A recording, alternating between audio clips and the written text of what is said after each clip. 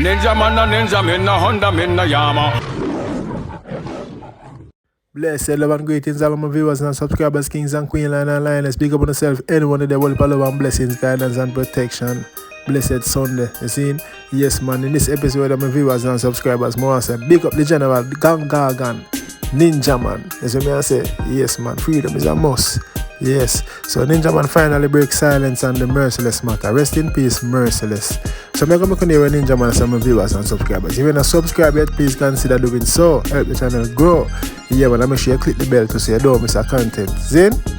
Yes, man, but before we go into that, my viewers and subscribers, I want to go check out that mixer from CD Banging, Elbow and Footy. But you see, big up CD Banging.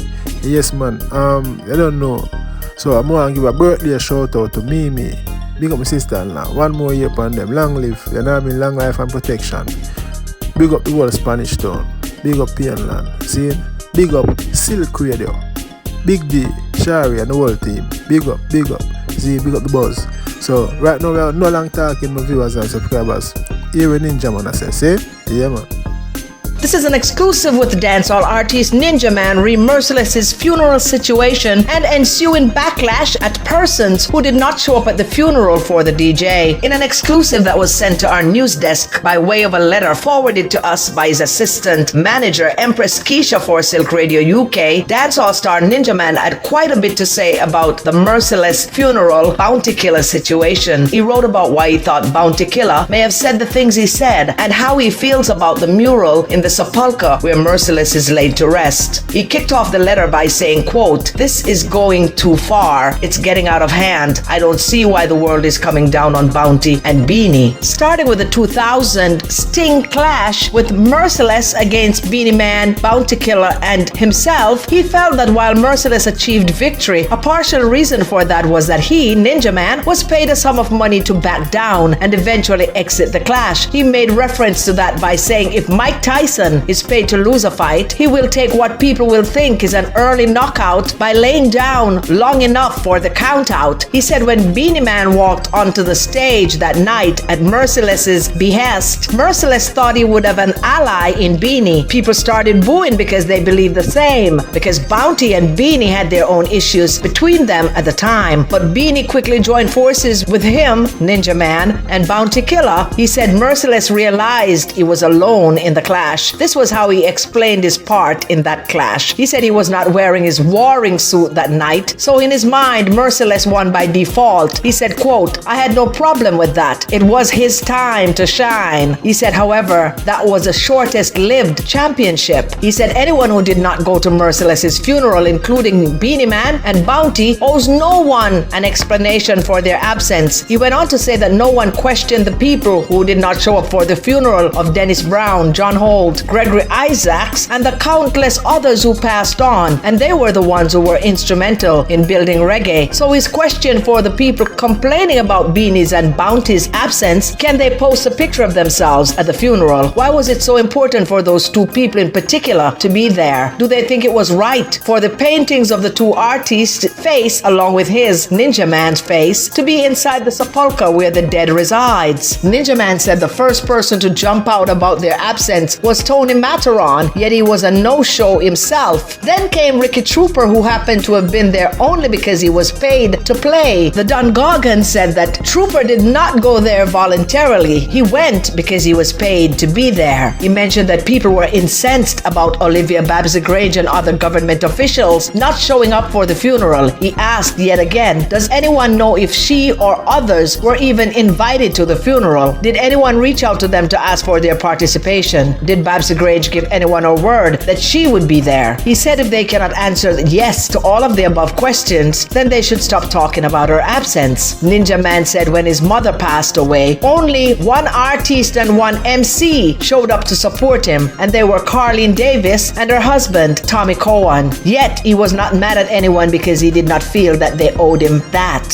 He further stated that the mural, which includes a painting of their faces in the sepulchre, represents witchcraft. This, he said was what he thought kept Bounty Killer and Beanie Man away. He believes it was disrespectful and borders on conjuration. He further stated that if he was out and about, he would have gone to the funeral, but before going to the funeral, he would have gone to see Merciless's mother, Mama Eckel, and have a conversation with her about why the mural does not belong in that space. He said it would have been fine with him if they had even put the mural on the gate of Merciless's home, since it was indeed the highlight of his career. He went on to say he had representatives who visited Mama Eckel to show respect and extend condolences to the family before the funeral, and that was when he learned of the mural. Does Bounty have a right to be upset? Ninjaman said yes, he does. It is very disrespectful what they did. However, he believes Bounty has no right to talk the way he does about what killed Merciless. He said Bounty should not be saying that the DJ died of an overdose because he's not a doctor and he did not do an autopsy on him. He also stated that when Bounty said that Merciless showed him no respect and did not give him his flowers, that's a lie, because Merciless forever sings Bounty's praise. He said everyone know that Merciless was always speaking highly of Bounty Killer, that Bounty was his DJ and that he's a general and a great artist, and he would say it every chance he gets. He would even go as far as to say that Bounty is his daddy. Ninjaman said Merciless idolized Bounty, and that was the reason he acted and sounded like him, and that he sees it as a sign of respect and straight flattery. So for Bounty to speak of him the way he did was foul. He said in the business, newcomers always come in sounding like the people they admire and love most, wanting to be just like them, and most artists would welcome them without feeling that they're trying to steal their shine. It's just a show of admiration. About Merciless's career going downhill, the Gun Pantit artist said that no other artist was the cause of his demise. He said that the people who were responsible for Merciless's career going down the drain were the producers who refused to produce him, the disc jockeys, selectors, and soundmen who made the decision not to play songs, and the fans who chose to abandon him because he was no longer up. He said it's one of the downside to any artist career, and the fans who only want to be there when the going is good. That was part of what the burden for the DJ must have been, because then he must have felt he had no one to turn to.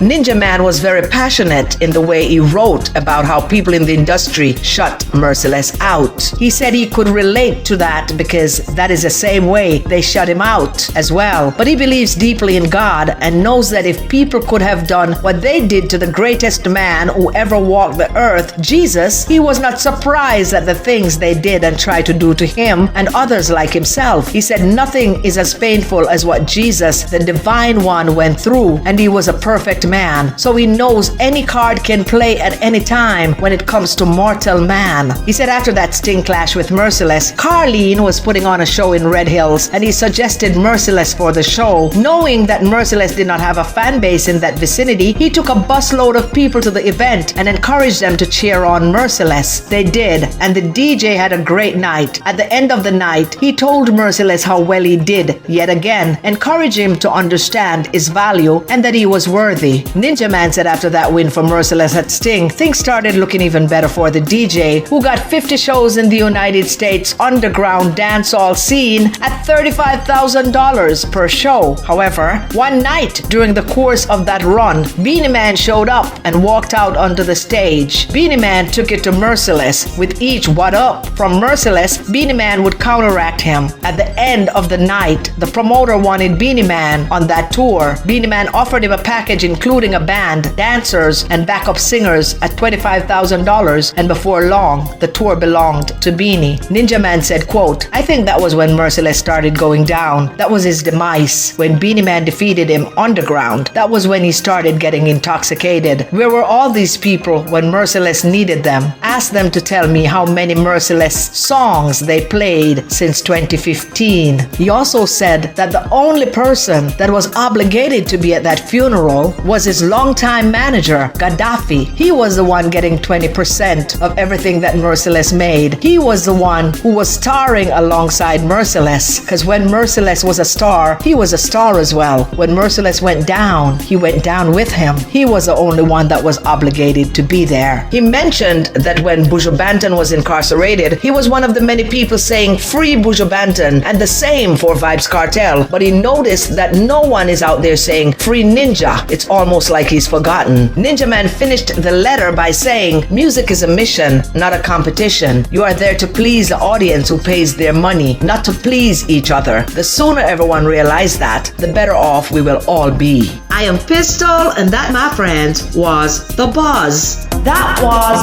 The Buzz, your music news update for the latest on your favorite artists and more. Sponsored by JoJoMacMusic.com. Yes, my viewers and subscribers, and when Ninjaman said, that was Ninjaman spoke in a letter and written by his assistant manager with his instructions of what to say. And Ninjaman speak respectfully, neutrally, you see me? Yes, and the man said, Merciless, he respect Merciless a lot, and Merciless respected B0vnty Killer. Even praise him, call him father. You see me I say? And B0vnty had no right to disclose about his death, what the cause of his death, because he's not a doctor. You see me I say? He also said B0vnty been never owe nobody no obligation and no apology why and no explanation why they never turned up to the funeral. He also said the painting that was done with Ninjaman, B0vnty and B0vnty is a sign of witchcraft, just as what I said in the first when this all broke out. You see me? And yeah, I mean, Ninjaman spoke about a lot of stuff, and me like that message and the letter you well delivered, well written, you know what I mean? And big up Ninjaman, big up Ninjaman. You see me, out of all of this, I just want to say free Ninjaman, you know, because nobody knows say free Ninjaman. Yeah, Ninjaman say when he may have vent as a free Buju, you know what I mean, free Kartel, but nobody knows say free Ninjaman, and that him notice right now. And I really talk, free Ninjaman, big up the Dan Gargan, big up Big D, big up Silk Radio, big up, you know what I mean, everybody, big up the Buzz. I'll and put you another vlog. Viewers and subscribers, let me know what you think. Saying, big up Ninjaman, free Ninjaman.